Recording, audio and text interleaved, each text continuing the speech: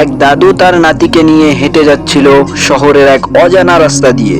সঙ্গে ছিল এক কথা বলার বিড়াল। বিড়ালটি বলল, যদি তুমি 5 ওয়াক্ত নামাজ পড়ো তাহলে আমি তোমাকে দেখাবো এক গোপন জাদুর দরজা। দাদুর নাতি হেসে বললেন, নামাজে কি জাদু হয়? তখন দাদু উত্তরে বললেন, নামাজ হলো মুমিনের মিরাজ। সেই রাতেই প্রথমবারের মতো দাদুর নাতি ফজরের নামাজ আদায় করলো এবং তার কপাল থেকে বের হয়ে এলো আলো। বিড়ালটি অবাক হয়ে বলল, চলো আমি তোমাকে দেখাবো সেই গোপন জাদুর দরজা। তারা একটি উড়ন্ত কার্পেটে চড়ে আকাশের দিকে উড়তে শুরু করলো এবং পিছনে রয়ে গেল পুরো শহর। কিছুক্ষণের মধ্যে তারা পৌঁছালো এক সুবর্ণ গম্বুজের দরজায়, যেখানে লেখা ছিল জান্নাতুন নামাজি। দরজার পাশ থেকে দাঁড়িয়ে এক ফেরেশতা বলল, এখানে কেবল সেই সব শিশু ঢুকতে পারবে যারা আল্লাহকে ভয় করে। এরপর তারা পৃথিবীর মধ্যে ফিরে এলো। দাদুর নাতি বুঝতে পারলেন নামাজ মানুষকে জান্নাতের পথে নিয়ে যায়।